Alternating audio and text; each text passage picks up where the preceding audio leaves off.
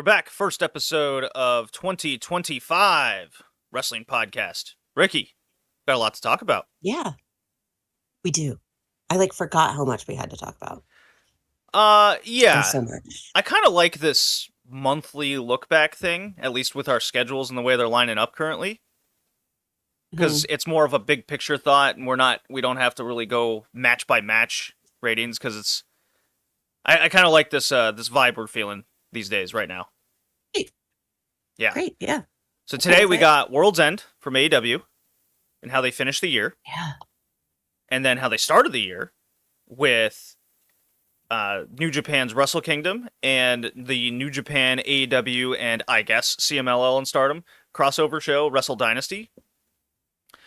What are your big picture thoughts behind all that? Oh, and then we also have WCW 14 days away from Great American Bash 2000. Yeah, and we also have Sid crashing the party. Well, Hi, yeah, Sid. it wouldn't be a podcast with me without the cat crashing in. I even gave him wet food no more than a few minutes before we started to see if that would keep. No, he probably just pounded it all down. He's like, all right, I'm out of here. Back to bothering you. Yeah. Overall thoughts. I'm optimistic about New Japan's direction. I'm optimistic about AEW. I'm also in cruise mode because we leave for Miami on the 29th for the cruise. So That's also 10 days away. Yeah. Yeah. Optimistic, I think, is how I'm feeling. I'm also optimistic with New Japan and where they're heading. The only aspect I'm not optimistic about is the status of Shota Umino. Yeah. He absolutely bombed. I mean, I kind of expected it, but not to this degree. The crowd, the fans, just do not accept this guy. So that's a little teaser for Wrestle Kingdom there. Yeah.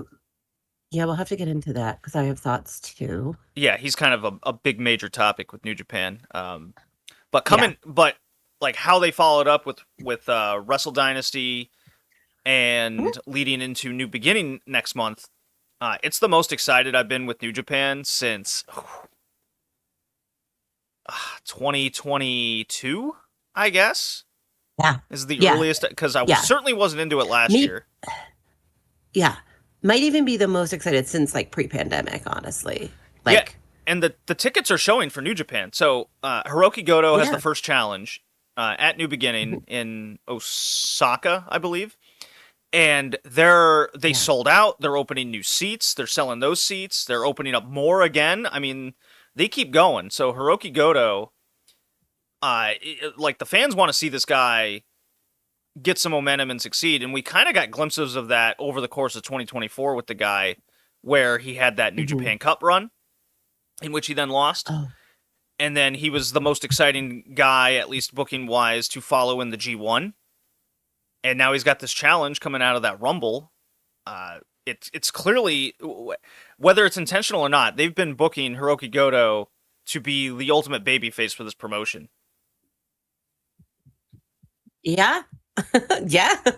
I don't really have a problem with it. I hadn't really phrased it thought of it that way, put it in my mind that way, but yeah, you're not wrong. They might need to think about Shota Umino in kind of the similar fashion. Yeah. Because at first, I'll say it now. At first, if they book him the same, people will be very happy. They're like, yeah, bury that kid. And then the more he keeps coming up short, perhaps that's he gets a little run, then comes up short, gets a little run, comes up short. The more that happens, it could change the way people perceive him, because it's certainly a perception issue with the guy.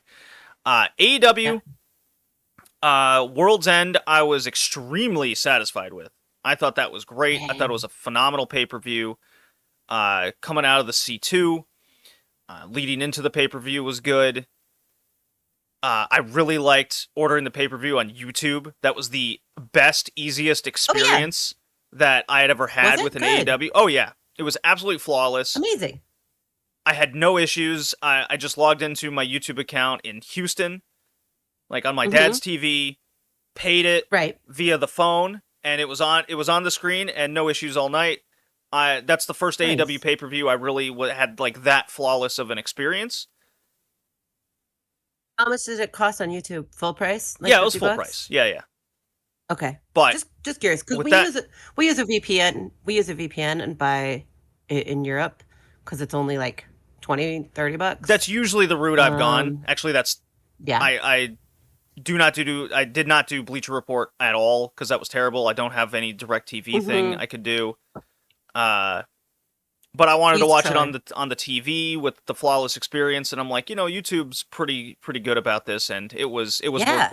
Like I'd pay $50 for that experience each time. That's great.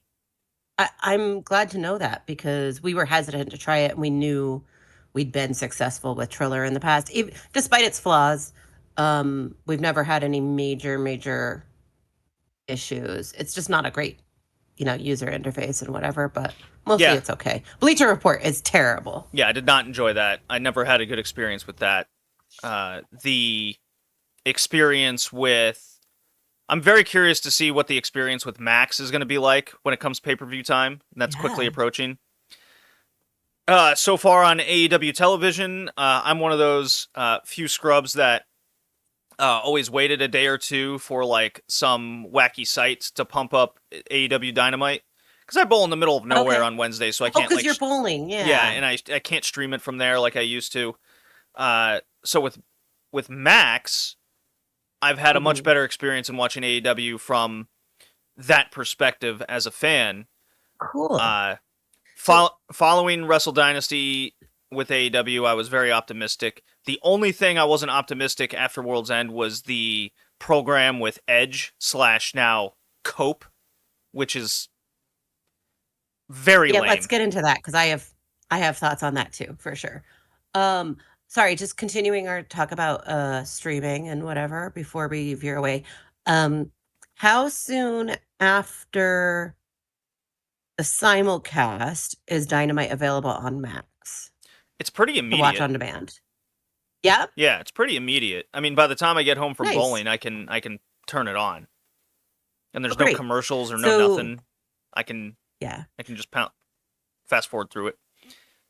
So that's nice. We've also been very lucky with our Dynamite experience because we share accounts and passwords with my sister and my brother-in-law, and they have YouTube TV as their cable provider. And because it's linked to Google or whatever, we can just log right in.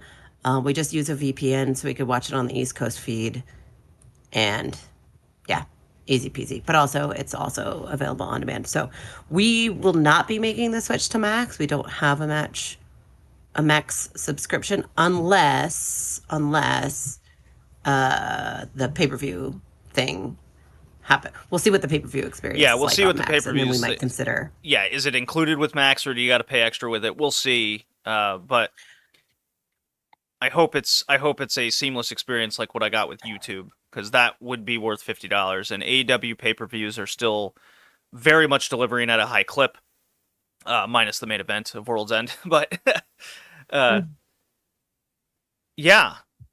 then coming out of Wrestle Dynasty, well, including New Year's Smash and coming out of Wrestle Dynasty, all of the TV I'm not very happy with. I think there's too many stories that are very disjointed. I don't think a lot of them are clicking with the audience right now. Now, television ratings have pretty much stagnated again, which I think is more on the beneficial side. I don't think the Max subscribers is any sort of significant number, otherwise they'd tout that, which they haven't. Sure. But I think a lot of this company is hampered down with too many storylines that just aren't clicking. New Japan, we talked about Shota Umino a brief moment. I think a lot of that is too much up and down the card with AEW, and it's pretty much every title. I threw this out in Discord earlier this week, where I'm like, look at all the titles and champions and what they're currently doing and what their stories are. So I'll go through this with you. Okay. and then we can go into the shows, because I thought all the shows were really good.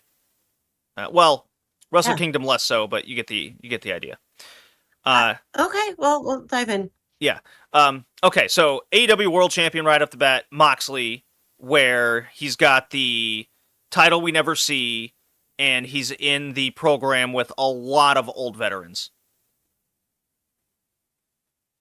Yeah. Okay. So this is everyone's, and when I say everyone, I mean the internet complaint, right? Everyone thinks that the Death Riders have outstayed their welcome, that it's either boring or long in the tooth or directionless, right? Oh, I think they have a direction. What I'm hearing. I just think it stinks. The direction is? What do you think the direction is? The direction is currently the feud with Edge, with Christian looming in the background. So Edge takes the title from Moxley and Christian immediately takes it from Edge. I could see it happening. I'm not excited about that. I mean, because that's what I thought the plan was before Darby went out on his suicide mission to Everest. I thought they would give it to Darby for 5 minutes. Way to phrase that. Yeah, so I thought they were going to give it to Darby for a cup of coffee, not me, maybe literally not even 5 minutes, and have Christian catch in on Darby. I don't think Darby is the end goal. Like, I just don't see Darby holding that title. I don't either. So when a lot of people were talking about that being the end game, I was like, no. It could be transition. Have him beat Moxley and then immediately, like, he's battered and because he gave 115% against Moxley, and so Christian can easily cash in and steal the happiness from everyone. That's what I could have seen happening. The Cope thing, I don't even know, man. Also, I have no nostalgia for the guy. Me neither. I didn't watch wrestling when he was wrestling, so it really means nothing to me. It means nothing to me. I've been watching AEW since the beginning, and he hasn't been here since then. And yeah, that's kind of my. Yeah, I mean, the last time we saw Edge was I refuse to call him fucking Cope. That's the dumbest shit. That's fine.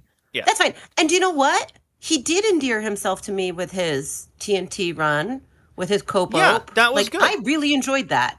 I thought that was very, very good. Yeah, I didn't mind that. But for him to send, mid-card titles, I'm all about, especially for the 45 plus, right? Like, great. Yeah, I'm just not excited for him to be AEW World Champion. I don't even think he's going to win it. I think this is I don't want him to. Yeah, good. Also, I don't want him to. I can't get excited on the possibility of him doing it, and I've seen some discussion over, like what you said with, Christian can cash in. I go, well, all of that is too much WWE. I don't like that from the other company. I don't want to see it in the company I supposedly do enjoy watching. Right. And the lack of, there's so much lack of interest in the world title scene. I think that has a huge damper on the rest of the promotion. Yeah. You feel it all the way down. So the other, because you have Strickland, Ricochet, Jay White, Hangman Page. These are the people that should be vying for the title. And they've just totally Ospreay. Yeah, Ospreay. Like all these people, and yet there's too much of the 45 plus really all over the show. I like Jericho, but they're not utilizing him properly at all. With too much of the this 12-man tag, people are up in arms about it because it's just like, what are we doing? No one understands the purpose or directions of what AEW is going, and anything you come up with your head with what you see on TV isn't exciting either. So the other titles, you have the Continental, Okada. Okay, you have the C2, that's good, but he never wrestles. Or rarely wrestles. Yes, you had the Kenny tease, but you haven't seen any of that, and now they're kind of throwing Ospreay in there. It's like, okay, that might be the most interesting thing, but it's not frequent enough for you to be a television interest. Okay, counterpoint, though. We do often complain when there aren't enough feuds outside of title pictures. And we can't complain about that right now. There are tons of AEW feuds going on where the title is not part of it. So the issue that I think is actually a plus. Yeah. Yeah. The issue though is the main title does not seem important right now. Well, the other thing is the ones that they're putting in those non-title feuds are really, really uninteresting. Hangman Page, Jeff Jarrett. How was that? Or MJF, Jeff Jarrett, Hangman Page, Jeff Jarrett. There's a lot of Jeff Jarrett going on right now. I will always. He's on his retirement. He's on a retirement tour. We're gonna see a lot of Double J this year. I'm actually interested in Jeff Jarrett, MJF, without the misogyny. That promo this week was, did that not feel like it was straight out of Nitro in 2000? Not only did it feel like it was straight out of Nitro 2000, it felt like it was long, but it felt 3 times as long as it was because it was so uncomfortable. Say the line that really made me shake my head, where it made me feel like it was Nitro, was MJF saying Jeff Jarrett is the face you see when your company's gonna die. And I'm like, you can't say that when you work in this company. Yes. Yeah. Like we were talking about with Ready to Rumble, right? We're like, who is this for? Why are you making fun of wrestling fans, but they're the ones that are going to see the movie? Yeah. You can't disparage your own. Yeah. I mean, no, I didn't see Collision last night, but apparently the Hangman Page Christopher Daniels match was incredible. It was okay. So that would have been phenomenal if they built it up in any sort of like proper manner, where it was Christopher Daniels like last chance, but it was just everything was so last minute and very, very disjointed. Disjointed is the word I use for this company right now. I hear you, and I think it's valid, but I disagree. At least my perspective is CD has been a thorn in Hangman's side since CD was in that VP position. He was the one making matches, canceling stuff, suspending people. And I think he, finally pushed Hangman over the edge. The match was great. It was a death match with not actually a lot of like weapons. I mean, there was tables, there was barbed wire, but aside from that, I saw the tack spot after the match. And it was bloody. But it was still a wrestling match too. I mean, we got a best moonsault ever into a table, and it was just I'm gonna miss CD so much. I'm just grateful again, and this is a selfish thing. He's booked for the cruise, and so I'm like, okay, at least I'm gonna see one more best moonsault ever. I hope. He's on the cruise. Frankie's on the cruise. They usually do a little reunion thing. Oh, cool. Every year. That'd be fun. I love Christopher Daniels. I've loved him for a long time. I do too. He was like him, AJ Styles, Samoa Joe. Like that trifecta was the whole reason that kept me into wrestling in the mid 2000s. I totally understand that, and I think it would have done the same for me had I been watching them. The fact is that I, picked up wrestling in 2017, and I wasn't even really watching a lot of Impact or Ring of Honor. I was watching a lot of indie stuff, but not a lot of Impact or Ring of Honor until I went on the first cruise. Have you ever seen that three-way between those three guys? It's from like 2005 CD, or something. AJ. Daniels, AJ, and Samoa Joe. Yeah. Yeah. It's just insane. Going back to an earlier point, something came up on my Blue Sky feed last week, and I do have a list of AEW men over 45. Would you like to hear it? Oh, yeah. How many can you name? I named these off the top of my head. Are we talking active wrestlers? And I was right. Active wrestlers. Okay. All right. So Jericho, Jeff Jarrett, Edge, Christian. Yep. I mean, those are the main that are in right now.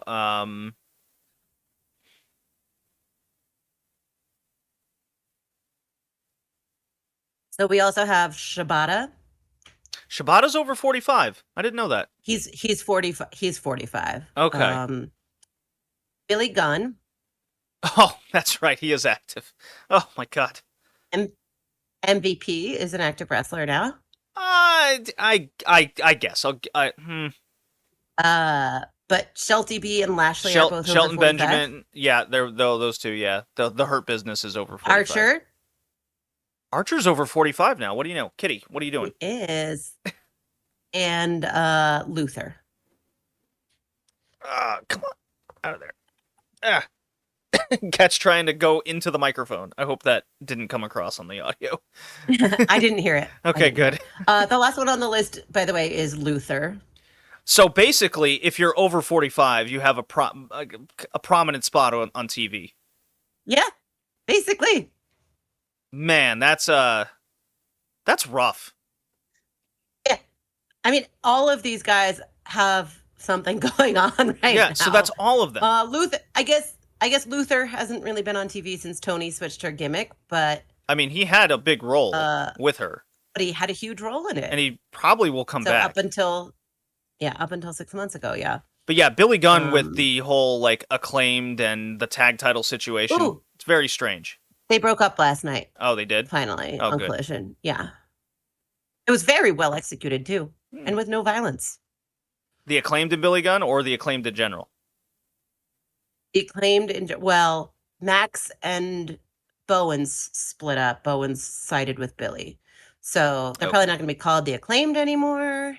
But like Billy and Bowens, if they well, you know that's going to lead to a big tag title situation, probably with Private Party. And I was gonna say, well, they're gonna feud against each other, but Bowens and Billy Gunn are probably gonna be a team for a while, and can't say I'm looking forward to that. Maybe.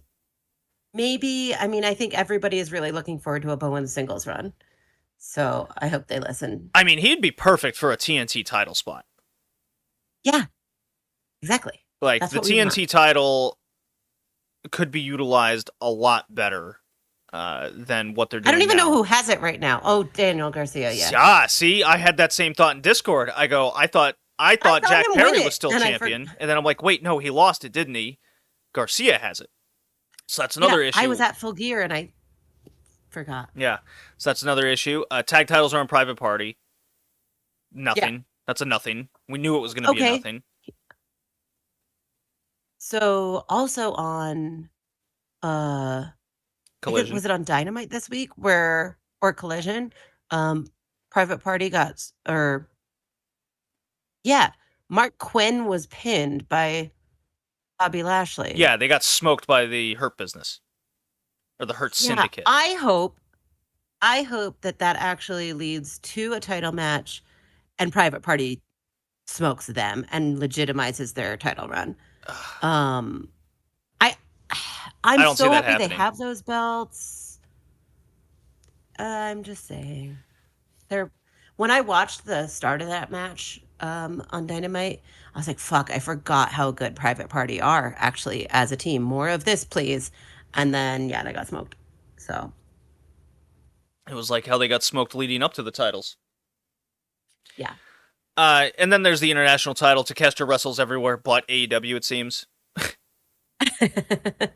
That's true. Trios titles are just never defended. You never see them. What a blunder on that part. And as I was thinking about all of these titles, they need not a reset like Russo Nitro type shit. Not that. I'm more like we need to change kind of the players and who's going after these things. All of them. Right. And let's do some title changes. Let's build them up. The women's title, it's been hooked up with Mariah May and Toni Storm for 1.5 years now. That's too long. Mm-hmm. I mean, the best one, in my opinion, has been Mercedes with all of her titles. Now, they do title celebrations too much, but now it's kind of hilarious because it's just every time. Yeah. But Mercedes is followed by simplistic booking, getting into good matches, and that's why it's kind of like the best one. It's a very tried and true formula that I'm into. The double Chris Statlander match, the Willow match earlier, it's just building up a strong, credible champion and taking on the best challengers.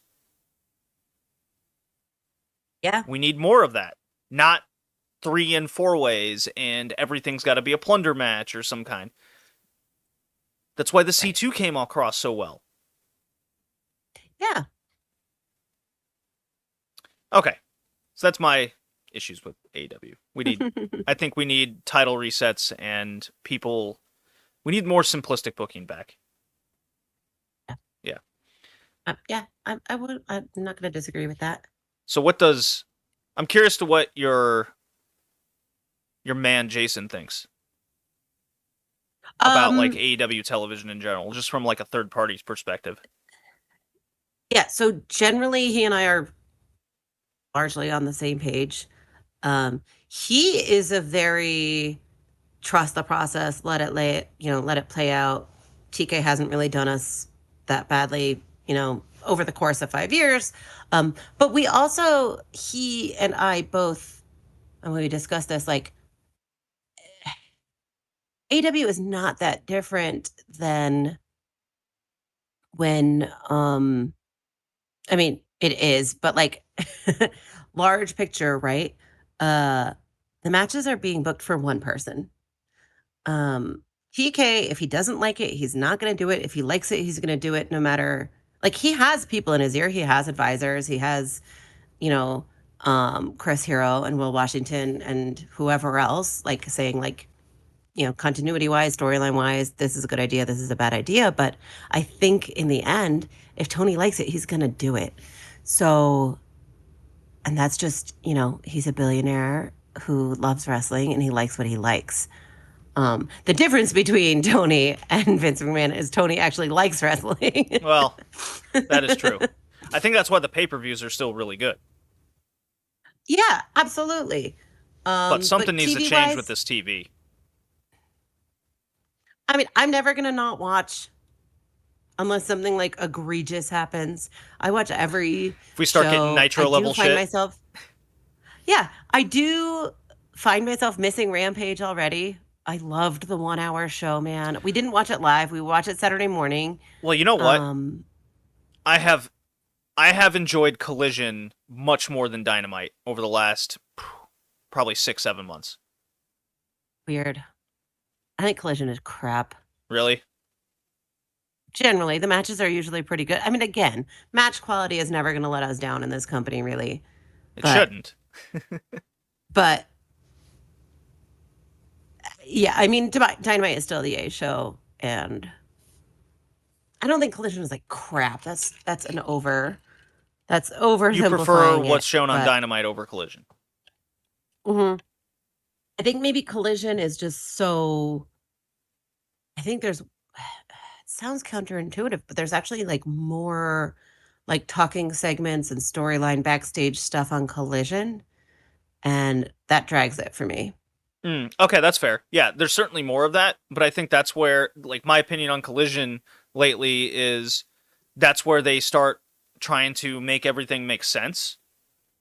And then when you get the match, it kind of means a little bit more because they're able to tie things together better, while Dynamite is... I don't feel like I'm getting that. It's too disjointed. Do they put the better matches on Dynamite? Yes, they do. Yeah. So larger audience, I get it, but... Yep. All right, let's get into this. Oh, sorry. Before we move on from talking about AWTV, the other thing I did want to mention about the Cincinnati Dynamite and Collision was that venue looked cool as fuck. Yeah, they're booking better arenas now. Yeah, so it's a much smaller venue. I Googled it because I was like, what type of, things do they normally have there? It's a concert venue. It's a small venue. It's maxes out at like 4,500, maybe 5,000. Perfect. Yeah.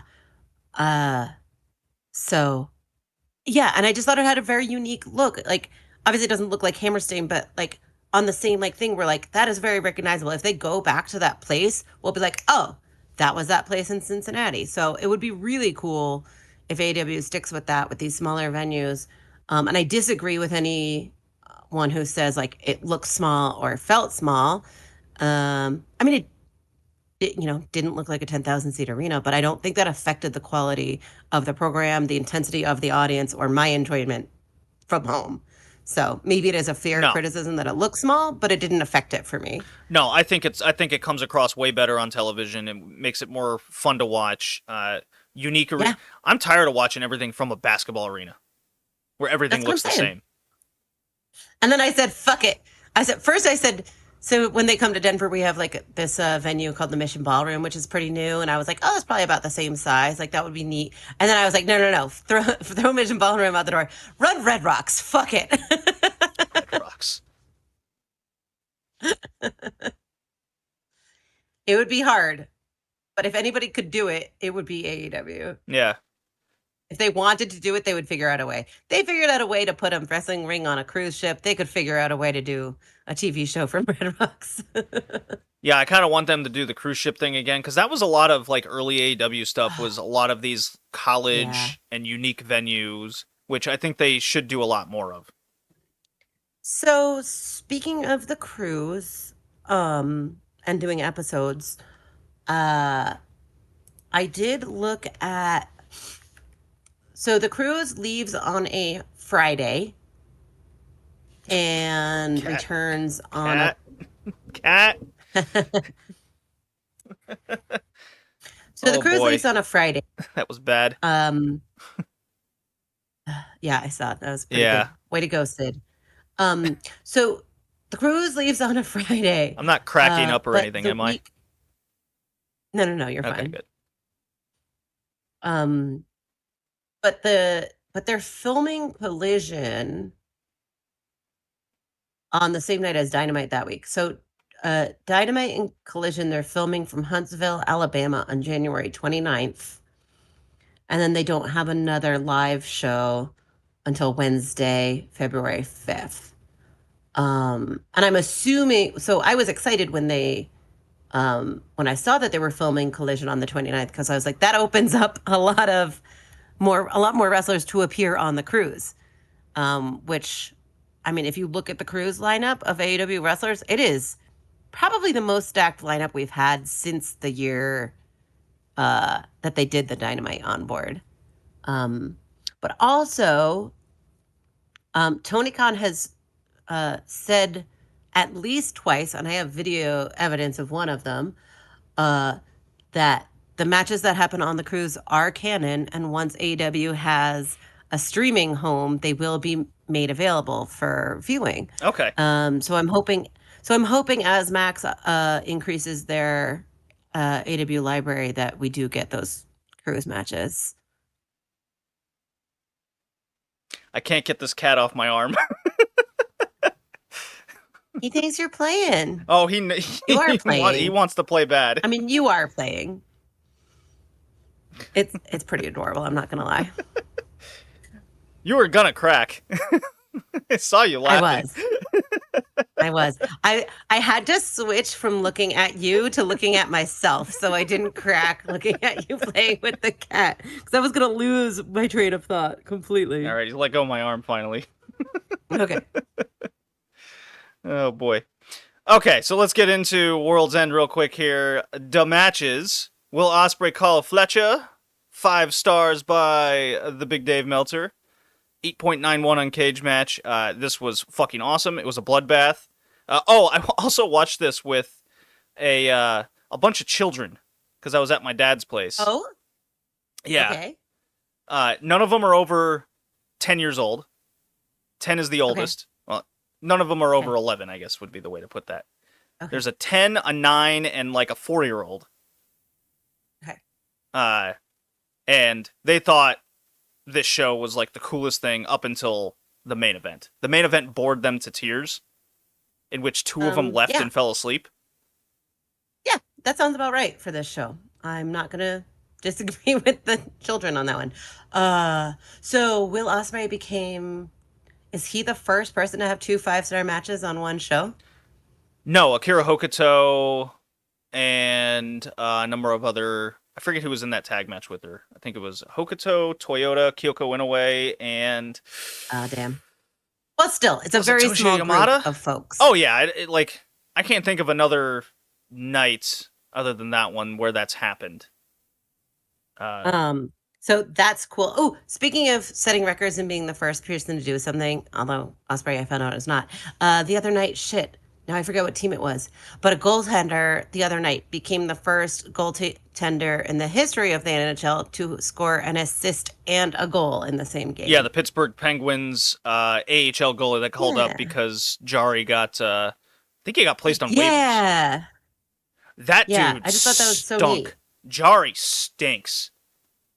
There's a stat that came out about Tristan Jari where he played in 20 games, or he started in 20 games, and I think 19 or 18 out of the 20, he let in a goal at least once in the first 6 shots. So he was like Georgiev bad. He was Georgiev bad. Which, by the way, Georgiev not doing well in San Jose either, while Mackenzie Blackwood is getting an MVP candidate race going for himself. Yeah, you're welcome. You're welcome. All the former Devils on the Avs kicking ass. The lumbar yard will not be beat. Meanwhile, the Devils are floundering. They had a great, first half of the season. We are not scoring any goals right now. Yeah, they're in like a weak slump. A problem. They'll get over it. It has become a problem. I mean, it's maybe, I don't know. We definitely need to trade for a goal scorer. Cat's back on the arm. Big time. Look at this. Oh my God. Oh my God. It's like I'm doing pull-ups with a cat attached to me. Okay. Yeah, Osprey Fletcher ruled. This was even better than the first match. What do you think? The one earlier? I hate it's so hard to compare. But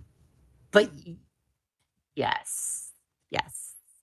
I mean, the other one was a TV match, right? So no, it was on Full Gear.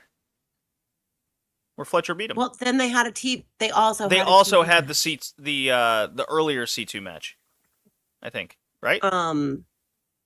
Yeah, so this was no, I think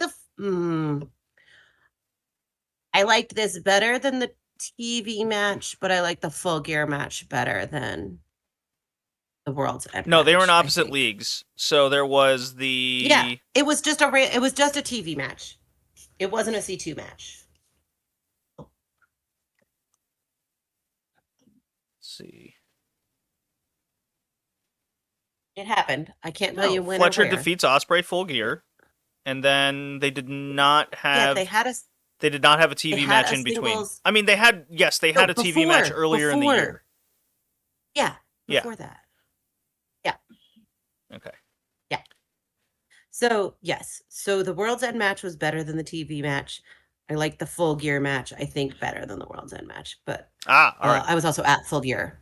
So that could be bias for having been there. The Styles Class finish was pretty sick because that set up the Osprey Okada finishing stretch with the Styles Clash. Just excellent. Oh, yeah. I adored that. Okada defeats Ricochet. This was good. One of the better. Ricochet's on a roll. I like Ricochet in AEW.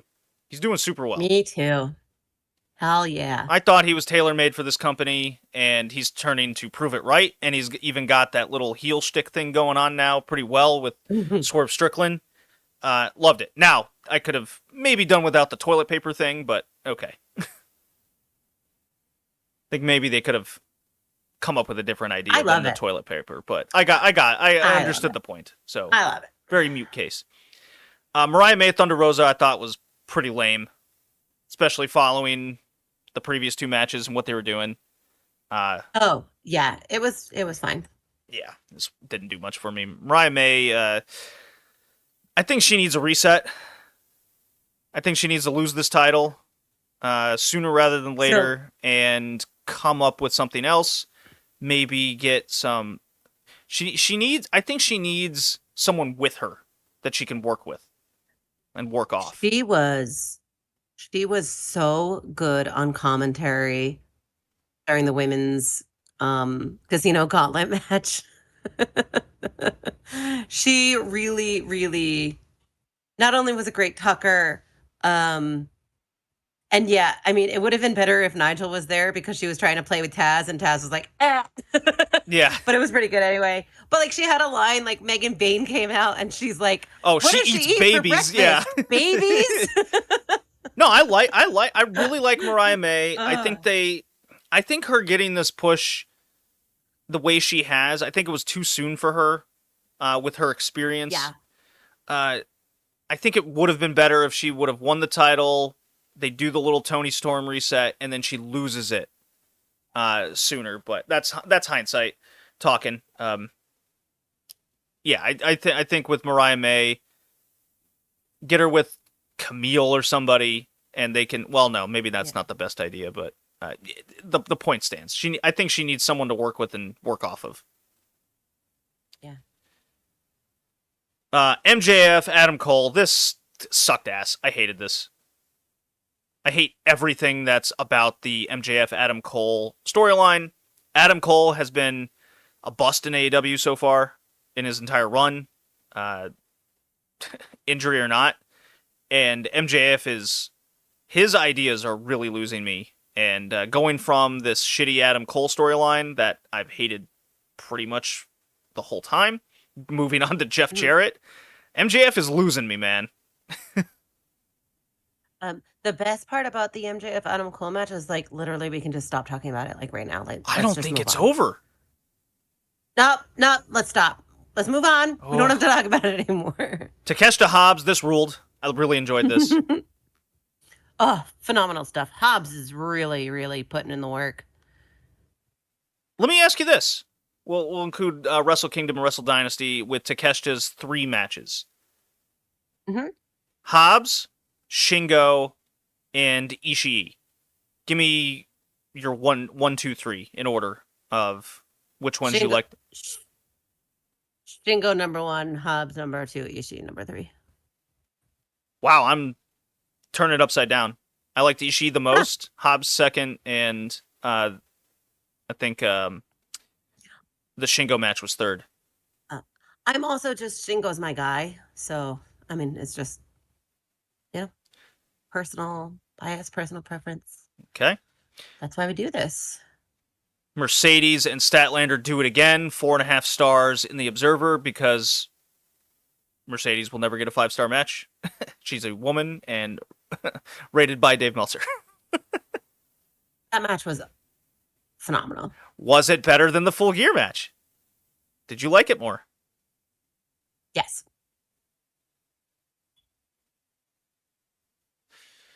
Let's see. The Full Gear match had the into the ropes roll-up finish. And, yeah. And this one had... Did this one also get settled on a roll-up? I don't remember. I hope not. But this one had the Statlander beating the count and Mercedes' surprise face, like just being... I mean, it was just so good. I loved that whole apron sequence and everything where Mercedes was torn with, counter out. No, I want to beat her. And then couldn't put Statlander away. Yes, counter out. I liked all that. Big conflicting heel type shtick where she got the crowd to be like, oh yeah, go get her. And then, nope, counter out anyways. The sit out tombstone onto the apron was my spot of the show. I fucking screamed. The children I was watching with went, oh my god. They were super into this match. The children between this... Okay, I'll put it this way. The Ospreay-Fletcher match they loved because of all the blood. It was like something they've never seen before. And they've watched WWE before. Mm-hmm. And they just thought the show was just so much more interesting from a sports perspective. While the WWE, they really... When they watch that, they get annoyed by all the talking. They want to see the action because they're children. Yeah. And this was more up their alley. And let me put it this way. They know, like, from TikTok and all these things, they follow it and they know Rhea Ripley, they know Liv Morgan, and they know, like, Cody and The Rock and them. They do not know Roman Reigns, which I thought was interesting. Huh. They just know there's this group of, like, Hawaiian people, as they called it, which was funny. I mean, yeah, they're in the right area of the world. I'm like, all right, close enough. But yeah, as they're watching this, they go, wait a minute, the women actually wrestle? I'm like, okay. And that's kind of Yeah. but yeah, I would say from reaction wise, they like this match the most, Mercedes Statlander.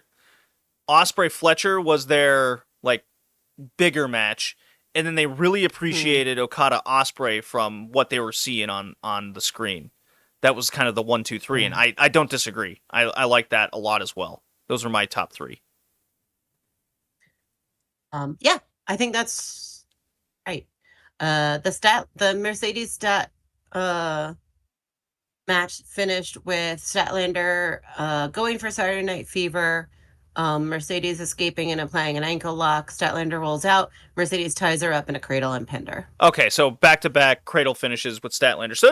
So what a story this would be if third time's the charm for Statlander to finally come after Mercedes, and that could be how Mercedes gets out of the TBS title and goes for the main one. I think that'd be a perfect way to go about this. I like that. Yeah. And what a run from Mercedes. She's my North American Women's Wrestler of the Year. It's not close with how she was able to finish the second half of the year. Statlander, the combination of Statlander, Willow, wrestling some of the Joshi women, especially Hazuki. Just what a gear from her. Very good. Very good. Okada Osprey was straight out of New Japan in 2018.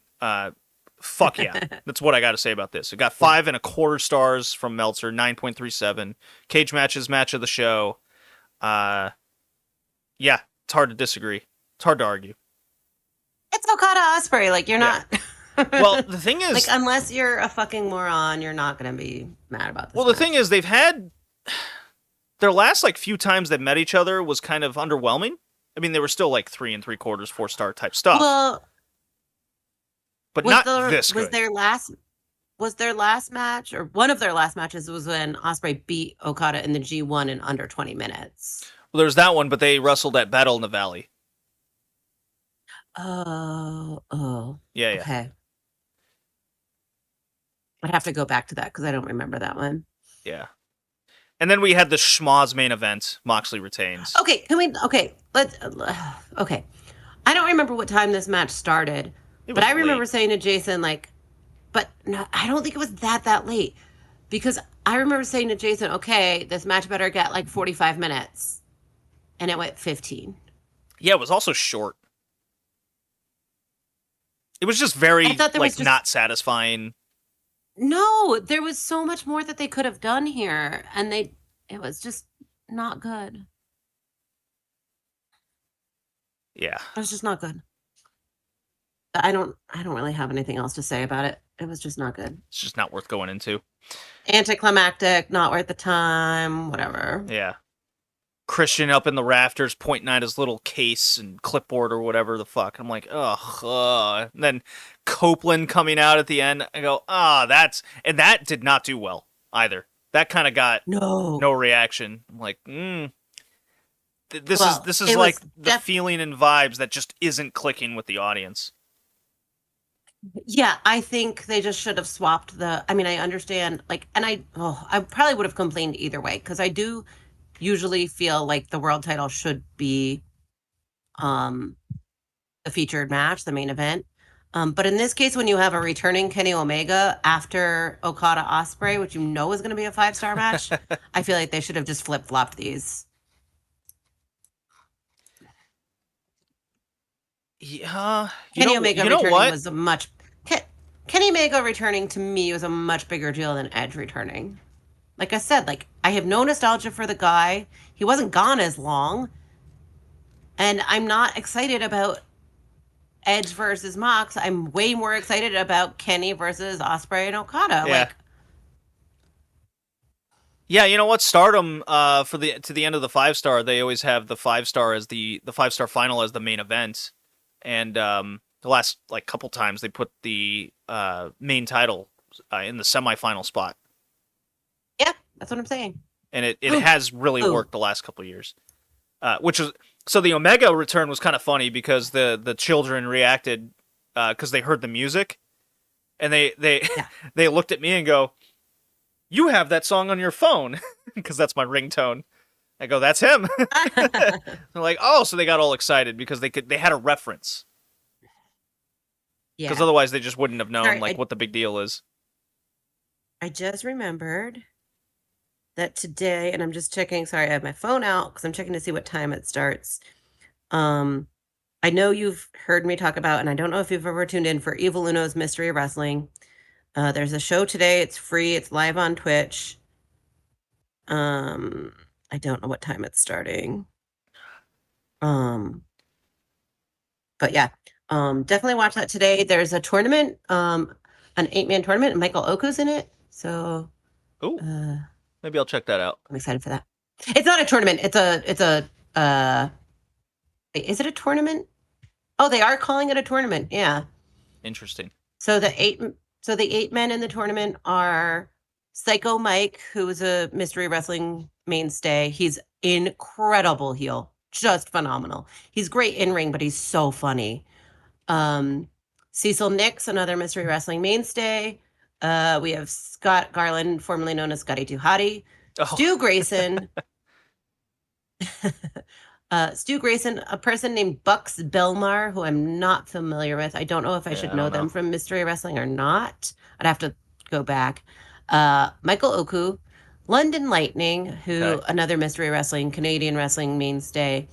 I mean, we talked about the London Lightning RJ City thing, right? Okay. Yeah. And then the final person in this tournament is Cruel. Believe it or not. So Cruel from I know Beyond. how you feel about Cruel. I know how you feel about Cruel, but anyway, I'm so excited for this show. Mystery Wrestling, aside from Lucha Libre Laughs, Mystery Wrestling is the most fun I've ever had watching wrestling. Well, Mystery Vortex stuff is always fun. So it's just. Oh, and Nyla Rose is on commentary today. So. Oh, there's the idea. Mariah May and Nyla Rose. Oh, as a team? Yes. I like that, except Nyla's babyface right now. Don't care. Turn her heel. Okay, great. Done. I mean, she's great either way. I do like that a lot. That's the idea. I like that a lot. Nyla's a great shit talker. Right? Yeah. I believe they would have a really funny dynamic too. I like that a lot. Yeah. Okay. Nice. Wrestle Nailed it. Kingdom. 24,000 people there, down from last year, kind of expected with the card, basically. Well, except they had more Western people travel in. I mean, I'm just saying. They didn't reach the 30 kind of situation, but anyways. I'm just saying. So the first half of this card felt very much like a TNA show in a weird way. You know, everything was kind of a plunder match in some fashion before we got to kind of the business end of the card. Lame rumble, but Goto wins. That's fine. IWGP Junior Heavyweight Tag Team Title ladder match. Yeah, guys jumped up a bunch of shit and shit happened. Whatever. Fujita and Eagles won. Mayu, Iwatani, and Azumi for the IWGP Women's title got 4 stars. I think everybody was around that. They put so much together in 8.5 minutes. I really enjoyed what they were able to do in the time that they had. I couldn't believe, when I went back and saw the length of this match, I couldn't believe that it was under 10 minutes because of, like you said, what they accomplished within that 8 minutes and 46 seconds. It was really well-structured match, well wrestled. Yeah, it wasn't too different. I will go back and rewatch. Yeah. Yeah, it wasn't too different than their match that they had in the 5-star Grand Prix last year. It was more or less the same formula and recipe with a slightly different finish of events. Yeah, this was great. I think putting Azumi in this role for Kingdom was a great idea because she's so accustomed to the sprint type match under 10 minutes. And she was, but I guess Natsupoi would have been the other one, but she doesn't really fit the role currently in the Stardom landscape. So she was the best person for the job, and they accomplished the job. Phantasmo won the 4-way, won the TV title, beat Cancer, came back 10 minutes. That was fine. Yeah. Yeah. Tanahashi beats Evil in the Lumberjack Schmoz match of Tanahashi be fun. 15 minutes, though. I thought that was kind of long. Oh, yeah. That was too long. I definitely, yeah.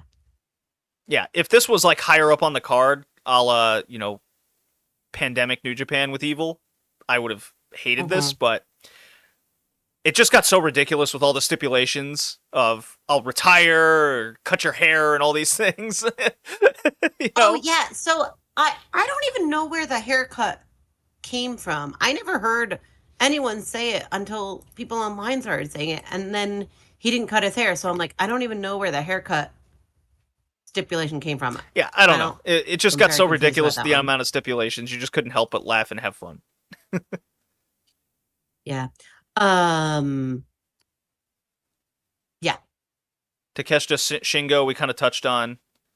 So yeah, just to wrestle this one, I do now remember thinking like I loved this match, but it was predictable, like the finish anyway. I didn't really think Shingo was going to take.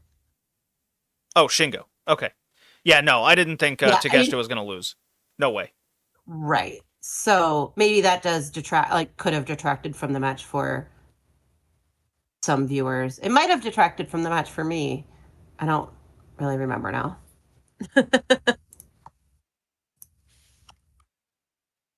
Let's see. I'm going back to my bummer. Doki got injured in the match, just dislocated his elbow 5 minutes in against Desperado. This looked like it had the potential to be the best match on the show with that start that they had. Oh, yeah. I'm really bummed out about that. Yeah. Yeah. That was really unfortunate. Yota Tsuji defeats David Finlay, wins the global title. This was my best match on the show.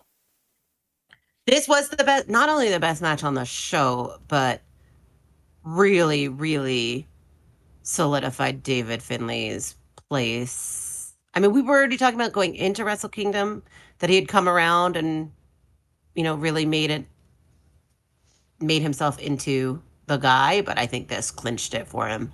Yeah, I would not be opposed to him with how he's improved over the last year and a half. I wouldn't like, if you would asked me 2 years ago, David Finlay main event New Japan, I would have called you nuts and crazy. Don't do that. Right. Over the last year and a half, this guy's improved so much, and his match style has improved so much. He's earned the slot now to be up there. I think this is a losing up situation for the guy. They certainly need people in the main event. And look, David Finlay is my most improved wrestler of the year last year. Yeah, that makes sense. So I threw out my Observer Awards, got them all in, voted, and David Finlay was he was the first easily to come to mind of most improved. Yeah. Naito, Hiromu, ugh, boy. Slow motion the match. This was rough. Yeah. Yeah, I don't have anything else to say, really. Yeah, not great. Zack Sabre Jr. defeats Shota Umino. 44 minutes of grappling. Umino ain't got it. Okay. I liked that match. Okay. What'd you like about it? I thought it, okay. So I definitely enjoyed it, more than I thought I would on paper. Okay. I thought there was a lot of really great, like, in-ring storytelling in that match. And Zack Sabre Jr. is just one of the best in the world. I can't be mad when I get to watch him wrestle for 40 minutes. It did drag. I think it could have been shorter, but I think they hit a lot of really good points. And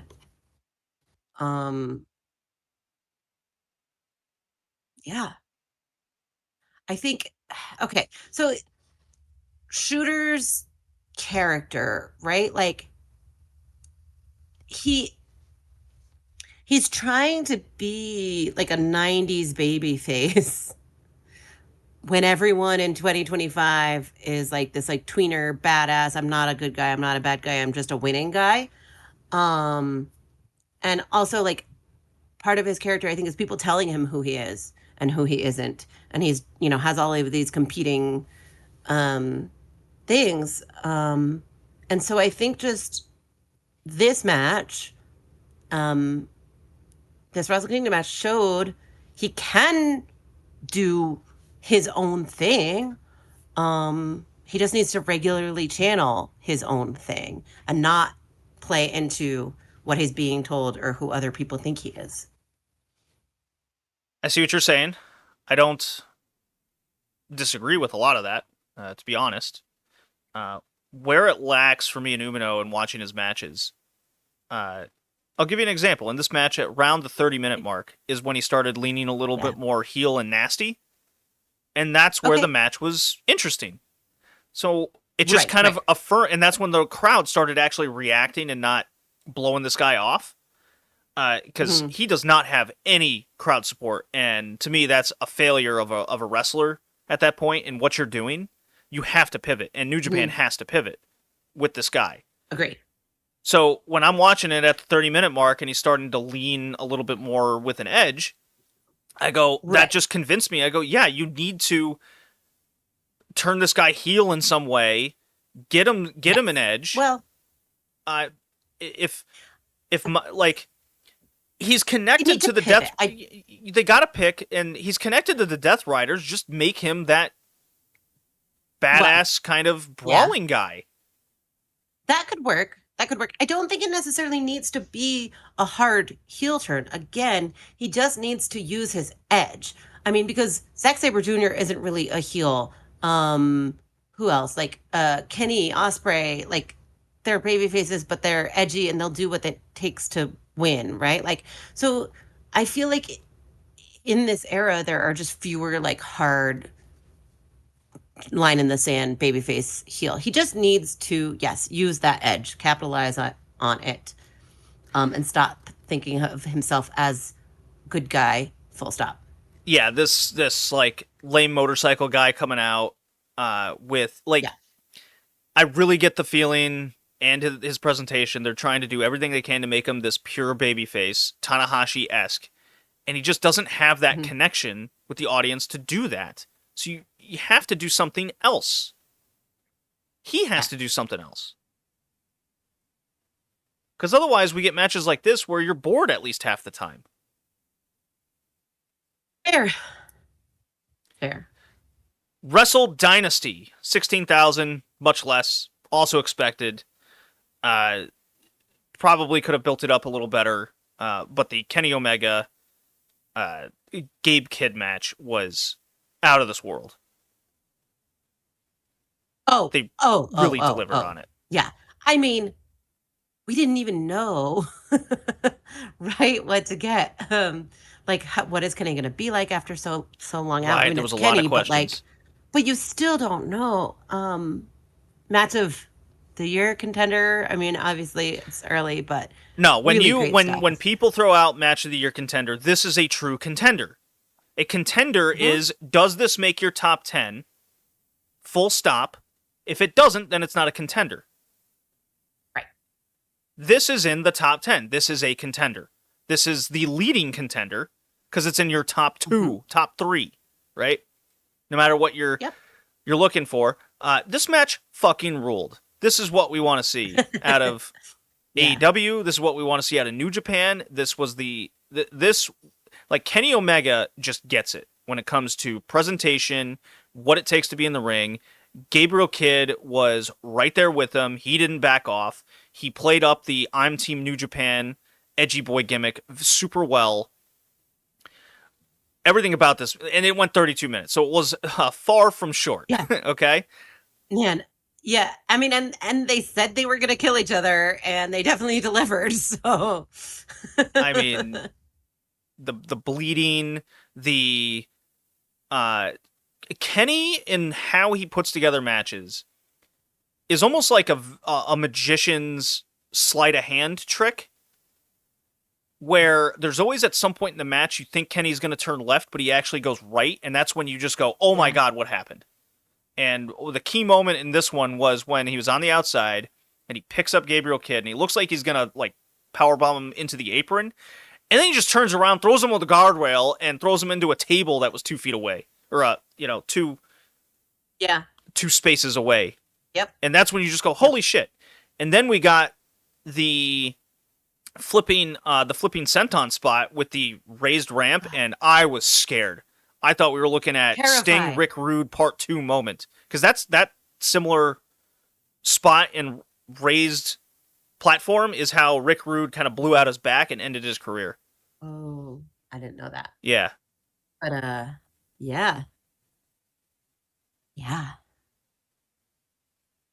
Unbelievable stuff. It exceeded expectation. Like I was about to say it's everything I wanted it to be, but it exceeded that. So yeah. Yeah, it was a perfect match to me. This one went 5 stars.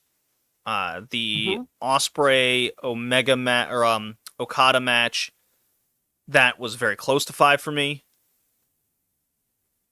I certainly have Omega Gabe Kidd as the Edge favorite for that. What a weekend of events from Omega and Ospreay, and I'll even throw Okada in there because he put his working boots on. So those 3 guys plus Gabe Kidd 4 were kind of the top performers. Yeah. Takeshita, I'd put it number 5 because he had 3 good matches and 1 excellent one. Like 3 matches with the 1 excellent. There you go. Yeah. And you watch a lot more women's wrestling than I do, but I thought both women's matches on the Wrestle Dynasty card were really good. I thought the 4-way was really fun, and I thought Mercedes versus Mina Shirakawa was just great. I mean, like, I thought it was better than I thought Mercedes versus Mina was better than the Wrestle Kingdom women's match. It doesn't look that way on Cage Match, but I preferred it.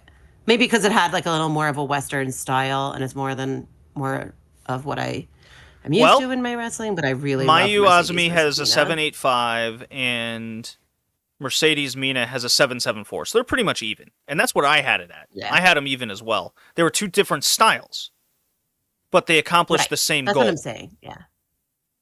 Because Mina has a more technical style with some striking in there, while Mercedes is more lucha based. I thought with their 2 styles kind of competing against each other, they managed to have a very strong giving match. And Mercedes collects another title. I like her belt collector gimmick, a la Kenny Omega. It's working for her. Yeah, she's taking it. Yeah. Well, yeah. So that's what I was saying. I don't remember if you and I had this conversation or where I said this, but I think a lot of people are like, well, why isn't she in the main event scene? I was like, well, she doesn't need to be in the main event scene when she can be like, look at all these belts I have. Well, she's slotted above the main women's title in AEW. She is the main event. Yeah, exactly. Yeah. Doesn't matter what belt she has. She is being slotted more, and it's representative on the card. Yeah. Perception is she is better. Yeah. Yeah, Momo pins Athena. I think that was Athena's first pinfall loss in 2 years. Wow. Yeah. So that set up Athena and Tekla to be on a Stardom show, which got good reviews. I haven't actually seen it yet. And then I'm not sure what this means for Momo. It should set up an ROH match against Athena. It should, down the line. But I'm not sure, because it's supposed to be any title win. And if you're going to pin Athena, you have to at least challenge her. Yeah. That's what I thought. I thought pinning Athena when she's been so dominant. I mean, going into the match, I said there's no way that Athena gets pinned. She's been so dominant. So it was definitely a choice. All it took was Athena getting a home run slapped on her across her face for her to get pinned. I mean, yeah. Obviously, there were shenanigans, but I still I didn't love it. But all right. I haven't watched. I haven't watched her matches since that night. I know she had a well-regarded match against Tekla after. Um, did you watch that one yet? No, I hadn't seen the Tekla match yet. Okay, so I'm willing to see where it goes, but yeah, it was definitely a choice. All right, so quickly here we had Dustin and Sammy defeat Sho and Kanemaru. That was a match. It was fine. Ishimori wins the gauntlet to challenge El Desperado. That happened at Battle in the Valley. Luchadors were involved. It was fun. Tanahashi, Shibata have a slap fest. I hope they redo this match in AEW so they can have an actual match. Because New Japan just is terrified for Shibata being in the ring. I'm so sorry. I lost track of the conversation because I just sneezed like 6 times in a row, and I think I felt my soul leave my body for a second. It's fine. We got David Finlay, Brody King. I thought this ruled as much as the Finlay Suji match. Oh yeah, that was super fun. Yeah. I mean, and Brody King over with the Japanese crowd. I loved that they barked. That was my whole thing. I was like looking forward to the show. I was like, are they gonna bark? Are they gonna bark? And they did. At least some of them did. There was a smattering of hoo, hoo, hoo. Boy, if I was AEW and you were gonna try to capitalize on your relationship with New Japan a little bit more, any week or month you don't think you're going to use Brody King, Buddy Matthews, and hell, even throw Powerhouse Hobbs in there, and Lance Archer and Brian Cage. Those 5 people, and I thought about this, those 5 people, send them to Japan, and whether it's for a tour or them going for titles, do whatever. Like, let New Japan have them for an X period of time. And then you can bring them back one by one, and you throw up, like, because AEW needs to do this. They need to start, like, teasing people, going places, and then coming back. You know, make things feel more important rather than just throw them on TV. And this was the idea that I had, especially coming after this Finlay Brody King match. They would be so over, I think, in New Japan. They'd be fresh talents, and then you'd keep them off AEW TV, and you'd have all of this already built in videos and repertoire with the guys, where, because I just named you 2 tag teams that could reignite the tag division. Yeah, absolutely. Well, okay, they also did a bunch on Collision this week to reignite tag and trios, so maybe they're getting back on track then. Sounds like a lot went on Collision that I haven't seen yet. It did, and it did. Okay, I was at a hockey game last night. That's why I didn't see it. Wait, who'd you see? I went to the Providence Bruins game. A little minor league action. Fun! Nice. It was the first time I've ever seen them live, and I've gone to like 12 of those games now. Nice. So that was funny. They won 5-0 in a shutout. It was pretty sick. Wow. Yeah. Shota Umino, Claudio. Boy, oh boy. Yet again. Yeah, well. And the finish was stupid. Where Claudio hits like 3 of his finishers, and then Umino just gets up, hits a DDT, and wins. Yep. God. You know what it feels like? It feels like, I'm not saying Umino's over like John Cena. It's not even close. Let's not debate that or even humor it. However, the instance of myself and the gauging I get from fans is they're booking him like John Cena in the 2010s. Super Cena, you've heard of this, surely? Yes. Yeah. Of course. That's what it felt like. And that's what it feels like with the guy. It's like, stop shoving him down our throats. Stop booking him to win these matches in stupid manners. Yes. Well, it feels more like Roman Reigns in 2017. It's the same concept, yes. I mean, it's just, okay, he's not a babyface. We're not behind the guy. He's not this guy. He's not the guy you want him to be. Yeah.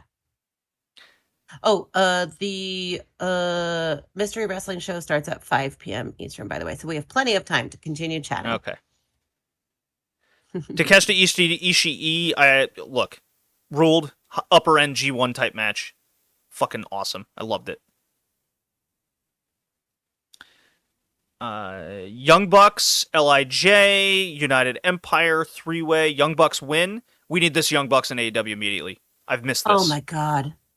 This is the best Bucks. New Japan Bucks, just heel Bucks, but not like EVP heels, just like smarmy, dicky heels are the best. I love them. I love them so much. And we're getting Hiromu and Naito challenging the Bucks at, I believe, New Beginning. So I expect a title change there. Yeah. And that'll be a big test because Hiromu's not quite as active as he used to be, and Naito's cooked. He's done. Yeah. Naito's so finished, I expect him to retire in 2026 at Wrestle Kingdom. Oh, yeah. Oh, yeah. Absolutely. 100%. Because they won't do it at the same time as Shadow Tanahashi. But he is... Right. He's a mummy. Like, forget it. He's a shadow of himself. Yeah. Yeah. Suji Perry, this was just mostly boring. Didn't really enjoy this. Jack Perry needs a reset, too. Yeah, I was looking forward to that match a lot, and it was fine. Yeah. So Jack Perry is AEW Shota Umino right now. He's not clicking. The character's not clicking. We need to go somewhere else.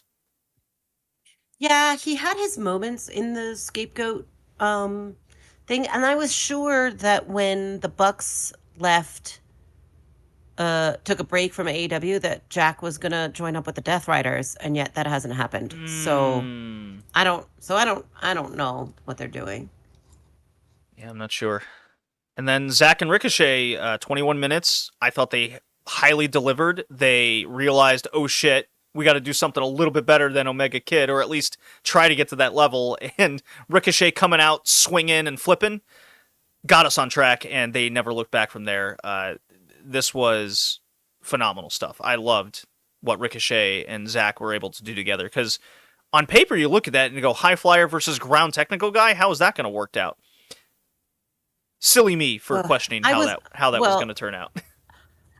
I wasn't worried about it because my introduction to wrestling was a bunch of mismatched styles. The first wrestling that I really watched was the What Culture World Cup tournament. Okay. And it was just tons of just this. It was flippy guy versus ground guy. It was big heavy versus flippy guy. It was, yeah. And obviously knowing what these guys are capable of. Yeah, I was excited. And it delivered. Did you watch Battle in the Valley? I haven't yet. Okay. I have it downloaded, and I haven't gotten around to it. I recommend Gabriel Kidd Ishii. Ivan. Yeah. The finish kind of surprised me, so I won't spoil that for you. Okay. The Sumi Sakai retirement match was a blast. That was really good. Oh, yeah. I feel like we were watching something else during Battle in the Valley. I think there was Real Sports on or something. Yeah, and I just haven't gotten back around to it. But yeah, Sumi Sakai, grateful to have seen her wrestle live a handful of times.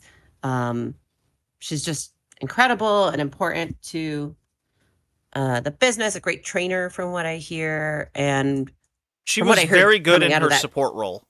And that was a good spot for her. Yeah, and from what I hear coming out of that from what I heard coming out of that show, like that's how you do a retirement match. So I'm really looking forward to do it. Maybe that's why I haven't watched it yet. It's like I just don't want it to end. Yeah, I'm really glad they went that route instead of like some sort of wacky singles match where she would likely underperform at her like age and skill level at this point in time. This was the route to go. This was great. Takeshita Kushida, I thought kind of under-delivered, but I'll leave that up to you. I was kind of expecting more out of it. Kushida, I don't know what's going on with this guy. Zack and Hechicero was excellent. That was my... Ooh, was that my favorite match on the show? No. Ishii Gabe Kidd was my favorite. This was number 2. They're close. Okay.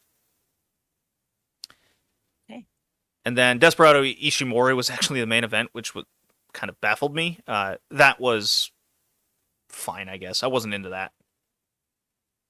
I mean, we've seen that match 1,000 times. So,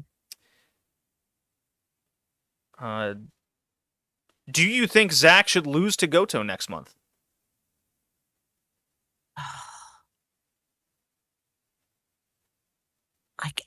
I'm back and forth. Why not Goto? Because I love Zach and I'm a TMDK girly through and through. So like, I just, it's nothing against Goto. It's just, I love Zach. You know what? I think Goto should win. We'll see what happens. I base this off of New Japan is not doing super strong business with Zach. I think Zach, coming out of the last couple months, solidified his run. He could always win it back at some point in time. Yeah. And I think it'd be a great move for Goto to get his roses, and I think the crowd is super behind him. And if he has a decent run through the New Japan Cup, and like you start seeing business tick up, then you can keep the title on him, or you can book someone to win the New Japan Cup and then just take the title. And I don't think I don't think it's a lose situation there. Yeah. Yeah. I don't know. I guess I don't have a lot of thoughts on it. You ready for Nitro? Unfortunately,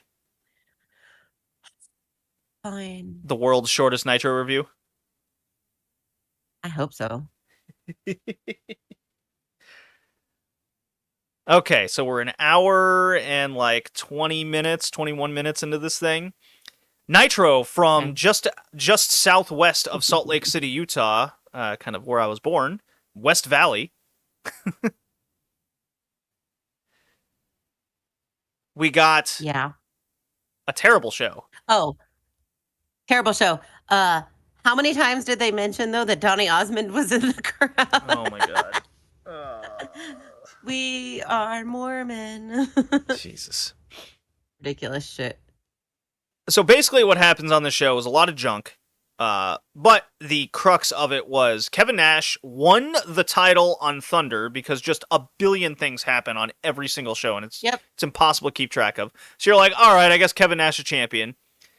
He's out there. He's cutting teasers on Scott Hall for whatever reason. I don't think he ever comes back to the company, Scott Hall, but they constantly like do this where they say he's going to come back. Ric Flair comes out, Kevin Nash gifts him the title, and they count that as Ric Flair's 15th world title win. That's how he got number 15? That is how he got number 15.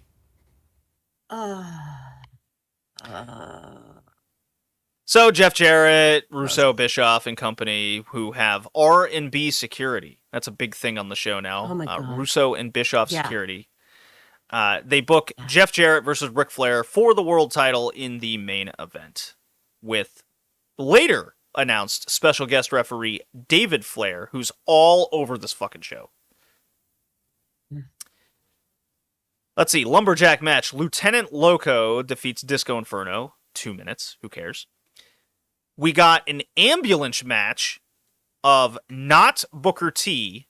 He is now G.I. Bro. We've reached this point. Yeah. Yeah. But at least this ambulance match actually ended with somebody getting thrown into an ambulance, because a week or two ago in TV time, there was an ambulance match that ended in like a pinfall or a DQ or something. And we're like, what the fuck? Why is it an ambulance match? Yeah. Well, DDP interferes in this one and helps G.I. Bro. Yeah. Throw Mike Awesome into it, and it was 2.5 minutes. It was like, what are we doing? Yeah.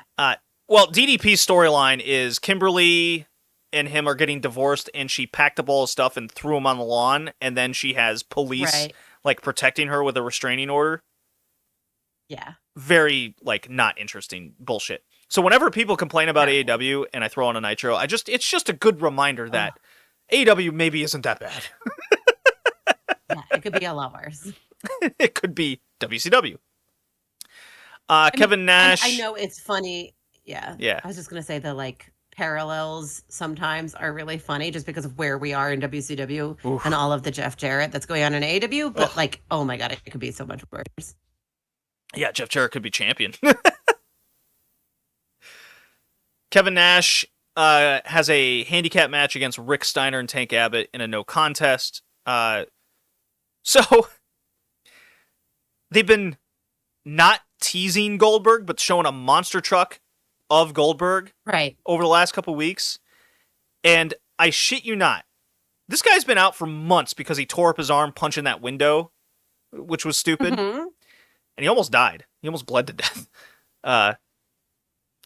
So for weeks, they've just been, oh, there's a Goldberg monster truck. There's a Goldberg monster truck. And after weeks, you're like, all right, whatever. Goldberg monster truck. And then just before they go to commercial, the camera like snap cuts and there's just Goldberg standing there in the parking lot. And Tony Schiavone's like, there's Goldberg, he's here. Like, that's how they bring this guy back? What? And they go to commercial. And then they just have this like handicap match in which Goldberg then comes out, cleans house, says Tank Abbott's next, and then he's just, that's it for Goldberg. like the worst return you could have possibly done for Goldberg. This is terrible. Yeah, I was like, I'm supposed to be like impressed right now. Like, what is? Yeah. Crowd reacted. They love Goldberg. Yep. Yeah, not impressive. So Vampiro is threatening to light all of Utah on fire with Sting in it. Very stupid. Like, he's got a gas canister and a blowtorch all around. He's just... him and Terry Funk have a hardcore match that ends in no contest. Like, whatever. A hardcore match, no contest. Did you get that? Yeah, I can't. Also, why do the hardcore matches get more time than like real matches? I don't like. Because you got to hit people with shit. That's more interesting, I guess. Oh my God. Yeah. Terrible, terrible, terrible, terrible. So if that wasn't bad enough, they're teasing Scott Steiner against... Who's he facing? He's facing someone at Great American Bash. Who cares? He's facing somebody. And it's going to be in what they call an asylum match. A circular cage that they would bring to TNA. Lethal Lockdown. They would even go as far as calling the arena the asylum. Here's your origin story right here about that. Okay. Well, Scott Steiner is against... Remember, they're teasing this asylum match at the pay-per-view. So instead of just continuing to tease that and advertise, oh, we're in this like new cage, all this, they blow it all off immediately with Shane Douglas against Scott Steiner for the U.S. title right now. And it's supposed to come across as like an MMA type cage. Like the referee is in it. It kind of fits into the ring nicely. It's a different idea. I don't like hate it. It's just how they went about it makes it all bad. Yeah, that sums up this promotion in a nutshell, right? Like some of it is, like some of the ideas, maybe with the right execution, but no, this wasn't it. Yeah, Scott Steiner wins inside 2.5 minutes, whatever. Billy Kidman defeats Sting via Vampiro interference. Sure. Yeah. What? Yep. David Flair's now with Miss Hancock, I guess. They never really addressed that. Because they teased Miss Hancock getting beat up earlier on the show, and David Flair, like, saves her for some reason. I guess we're just ignoring a lot of things there. Whatever. And then we got a main event. Jeff Jarrett defeats Ric Flair via an enormous amount of shenanigans. Like, unbelievable amount. So we had 3 ref bumps in the match, 4 different referees. The entirety of R&B security are out there with Ric Flair's wife and youngest son Reed handcuffed on the outside, watching Ric Flair get battered and bloodied, beaten down. So David Flair's the original referee. He's gone. Then Charles Robinson comes out. He's gone. Russo puts on a ref shirt. He gets knocked loopy, and he's gone. And then a 4th referee ends up counting the pin for Jeff Jarrett to win after Jeff Jarrett knocks Ric Flair out with a guitar. So Ric Flair loses his 15th title within a couple hours upon being gifted it. And Jeff Jarrett is now your champion. We are 13 days away from the Great American Bash. What's the main event? I don't know. We have one more Nitro before Great American Bash? Yes. Okay. The Go Home Show. Which we get to play our favorite game. Guess what's on the card?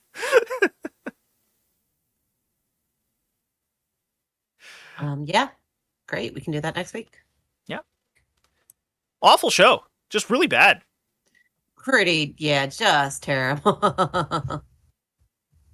Booker T becoming GI Bro is very sad. Really sad. And also, finally they put a couple good wrestlers together in Booker T and Mike Awesome. And I was like, okay, this match could actually be a match. Nope. It ends in under 3 minutes with shenanigans. Right. Yeah. Which I always laugh because whenever I listen to Russo, which I shouldn't, nobody should, he always touts, he's like, I gave Booker T his big break. I'm the one that got him as to be a... I'm like, dude, you made him GI Bro for a long time. You didn't push him at any point, like, early on. It's like, you didn't pick him first. That's for sure. Like, it's been... Let's see, came in through 99. He's back. Yeah, so the first thing he did was really not do anything with him and then change his gimmick to GI Bro, which is stupid. So this was his original ideas with Booker T. Yep. Russo's stupid. No shit. All right. So yeah, get ready for the Go Home Show to a Great American Bash next time. That was an 11-minute Nitro review. Success. Awesome. We nailed it. Okay, so coming up though, wrestling to watch in between now and next episode. So Mystery Wrestling, like I said, starts at 3 p.m. Eastern today, and then GCW from Hammerstein Ballroom starts at 5 p.m. Oh, that is today, yeah. So I'm probably going to switch over to that, or like probably Mystery Wrestling will probably end around the same time. What else do we have coming up? Obviously, Dynamite and Collision. Do we have any big shows coming up? Well, we're building to Australia Grand Slam, which has been just a wacky disaster for AEW and how that's come together. Oh, yeah. And then, of course, well, the Royal Rumble's in February this year, so that's weird. Well, it's February like 1st or 2nd. Yeah. But what I was going to say is, yeah, we'll recap the cruise next time. Because, yeah, that's where let's reconvene in a couple weeks from now, and let's do a full like AEW Collision review since we had this like kind of TV talk over what's going on. Yeah. And that'll get us building towards Grand Slam and Revolution to see like how that's all going to work out. I'd like to do some TV talk next time. Perfect. Sounds good. All right. Ricky, that's it. See you next time.